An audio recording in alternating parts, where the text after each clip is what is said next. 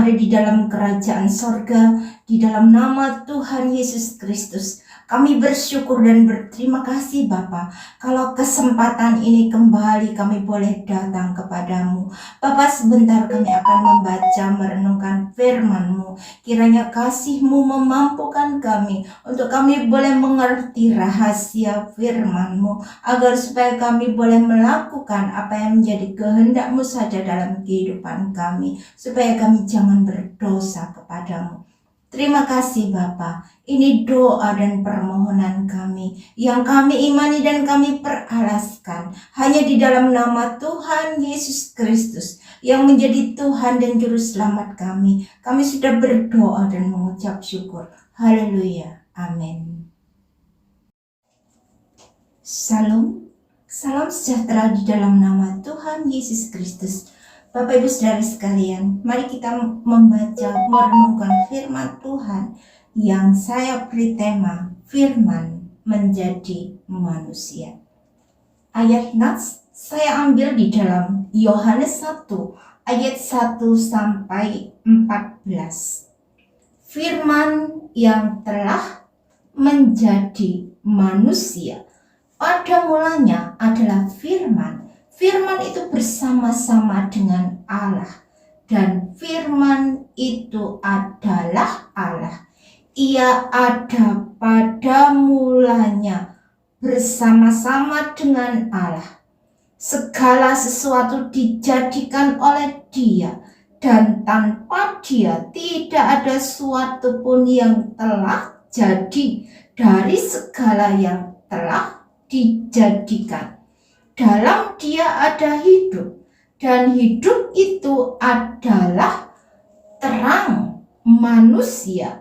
Terang itu bercahaya di dalam kegelapan, dan kegelapan itu tidak menguasainya. Ayat yang ke-14, firman itu telah menjadi manusia dan diam di antara kita, dan kita telah melihat kemuliaannya, yaitu kemuliaan yang diberikan kepadanya sebagai anak tunggal Bapa, penuh kasih karunia dan kebenaran.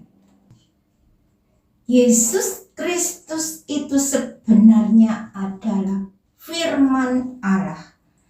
Yesus Kristus adalah ucapan atau perkataan Allah yang maha besar, Allah yang maha kuasa. Firman Allah adalah perkataan Allah yang ajaib, perkataan Sang Pencipta yang menjadikan segala sesuatunya dari yang tidak ada menjadi ada. Dalam kitab Kejadian ceritakan bahwa pada mulanya Allah menciptakan langit dan bumi. Bumi belum berbentuk dan kosong. Gelap gulita menutupi samudra raya, dan roh Allah melayang-layang di atas permukaan air. Berfirmanlah Allah, jadilah terang. Lalu terang itu jadi.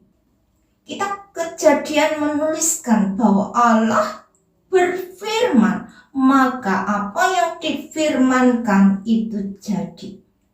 Dan firman itu sekarang telah menjelma menjadi manusia dan diam di antara kita manusia. Perkataan Allah yang hidup, benar dan ajaib itu telah menjadi manusia. Firman itu telah menjadi manusia dan diam di antara kita, dan kita telah melihat kemuliaannya. Itu kemuliaan yang diberikan kepadanya sebagai anak tunggal Bapa, penuh kasih karunia dan kebenaran. Mengapa firman Allah itu harus menjelma menjadi manusia?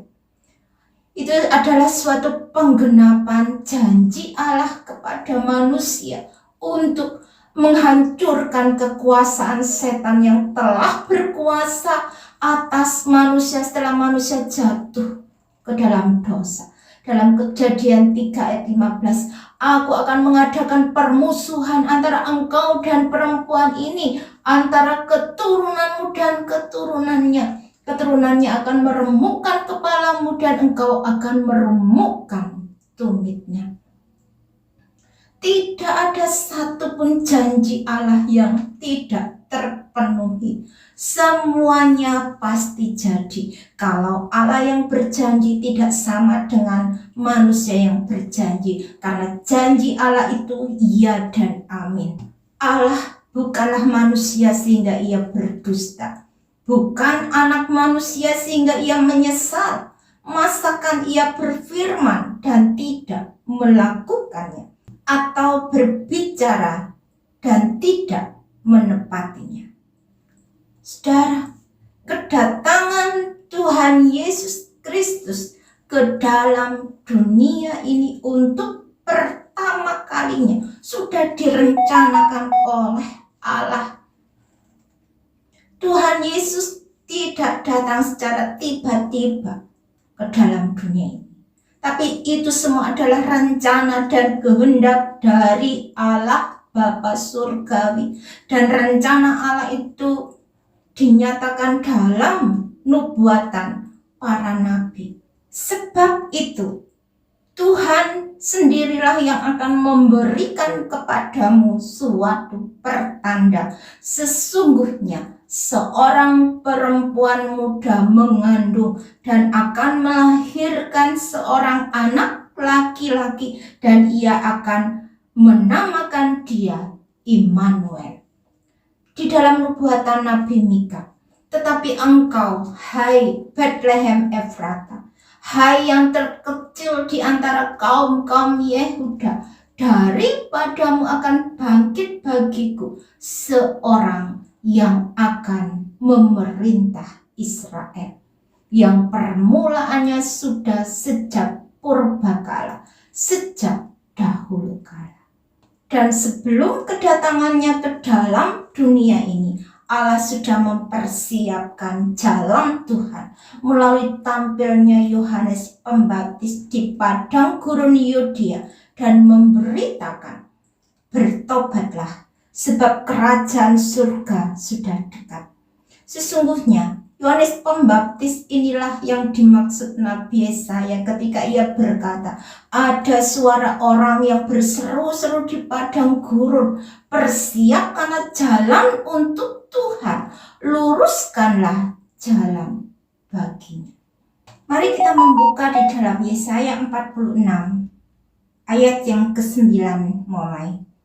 Ingatlah hal-hal yang dahulu dari sejak purbakala, bahwasannya akulah Allah dan tidak ada yang lain.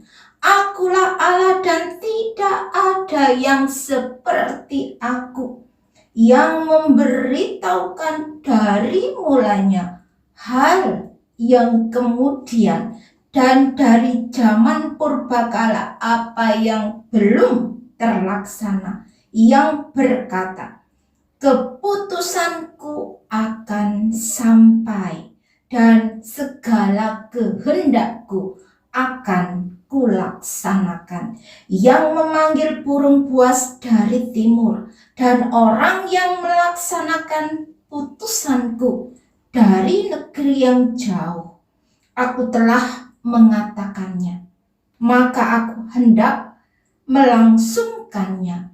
Aku telah merencanakannya, maka aku hendak melaksanakannya. Manusia Yesus Kristus adalah manusia yang sempurna karena dia datang dari sorga. Yesus Kristus, dia yang tidak mengenal dosa dan tidak bisa berbuat dosa. Dia telah dicobai oleh iblis, tetapi Yesus Kristus tidak berbuat dosa dan di dalam dia tidak ada dosa. Karena Yesus Kristus berasal dari sorga, kediamannya ada di dalam kerajaan sorga. Yesus Kristus dapat mati Karena kematiannya adalah untuk menebus dosa kita manusia. Jadi Yesus Kristus harus mati untuk menggantikan kita manusia berdosa, supaya manusia jangan kena murka Allah. Yesus Kristus adalah manusia yang sempurna. Jadi Yesus Kristus adalah Allah sendiri yang telah merelakan dirinya turun ke dalam dunia ini dan menjelma menjadi manusia untuk menyelamatkan manusia berdosa. Karena bagi Allah tidaklah sulit untuk menjadi manusia, karena tidak ada perkara yang mustahil bagi Allah, semuanya pasti jadi. Yesus Kristus datang ke dalam dunia ini untuk meremukkan kekuasaan iblis yang telah berkuasa atas manusia. 1 Yohanes 3 ayat yang ke-8, barang siapa yang tetap berbuat dosa berasal dari iblis, sebab iblis berbuat dosa dari mulanya. Untuk inilah anak Allah menyatakan dirinya, yaitu supaya ia membinasakan perbuatan iblis itu. Bagaimana cara Tuhan Yesus Kristus menghancurkan kuasa iblis? Yaitu dengan menyerahkan dirinya sebagai korban penebus dosa. Tuhan Yesus mati terpaku di atas kayu salib. Orang-orang yang telah menangkap dan menyalibkan Tuhan Yesus di kayu salib, mereka berpikir telah menyalibkan seseorang yang mengganggu ketenangan mereka. Sebab mata hati rohani mereka telah dibutakan oleh iblis, supaya mereka tidak mengerti dan tidak mengetahui siapa Yesus Kristus yang sebenarnya. Dan ketika Tuhan Yesus ditangkap di Taman Getsemani, sebenarnya Tuhan Yesus bisa menyelamatkan dirinya sendiri. Tetapi Tuhan Yesus tidak melakukannya seperti yang dikatakan oleh Tuhan Yesus. Atau kau sangka bahwa aku tidak dapat berseru kepada Bapakku supaya segera mengirimkan lebih dari 12 pasukan malaikat membantu aku?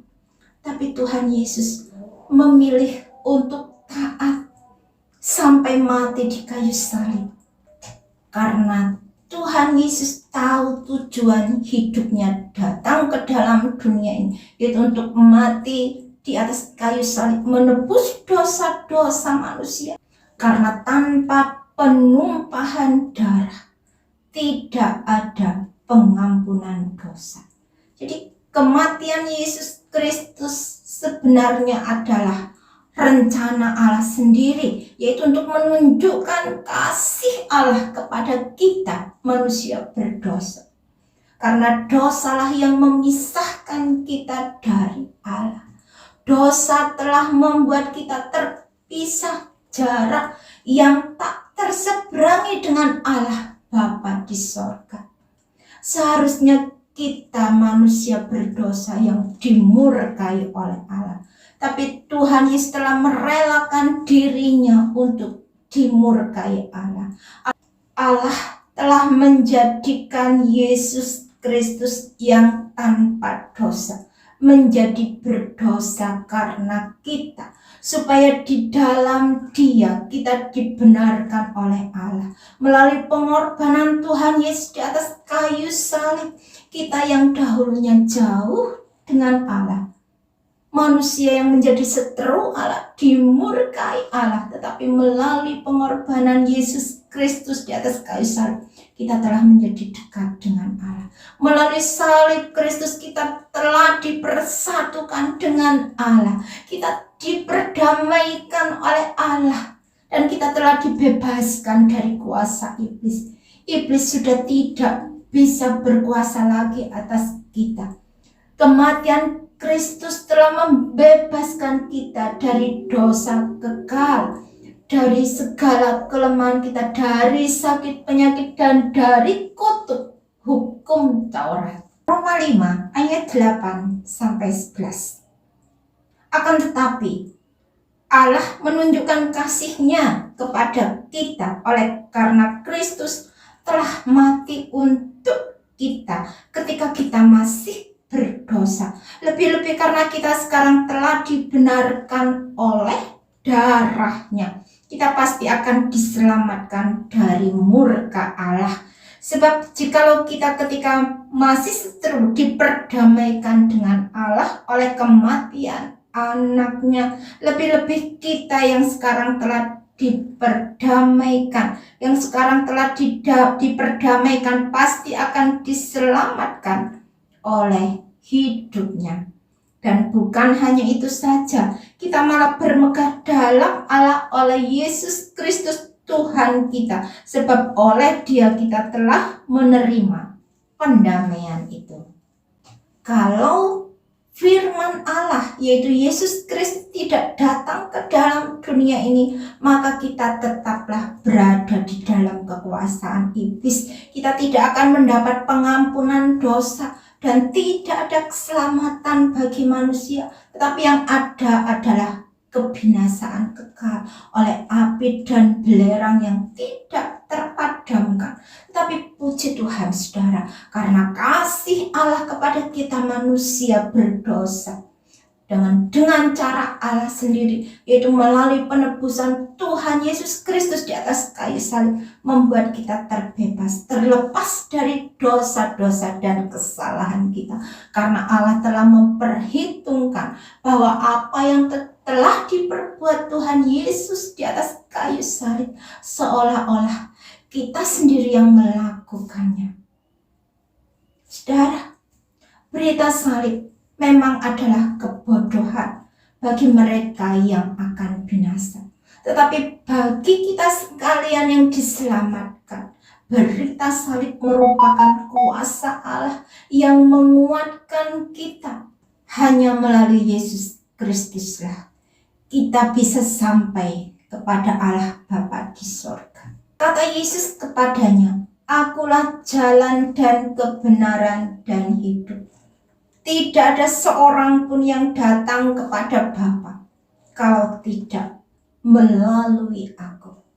Dan keselamatan tidak ada di dalam siapapun juga selain di dalam Dia. Sebab di bawah kolong langit ini tidak ada nama lain yang diberikan kepada manusia yang olehnya kita dapat diselamatkan."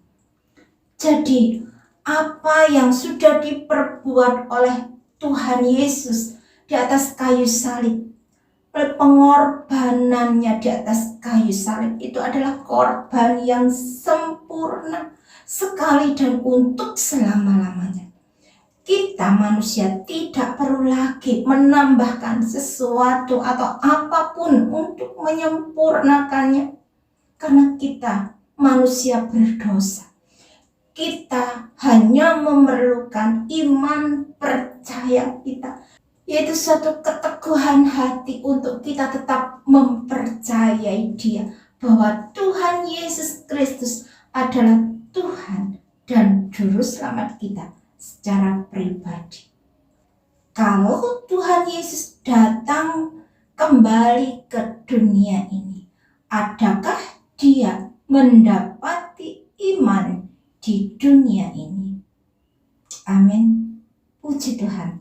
Berbahagialah setiap kita mendengar firman Tuhan dan yang melakukan di dalam kehidupannya. Tuhan Yesus memberkati.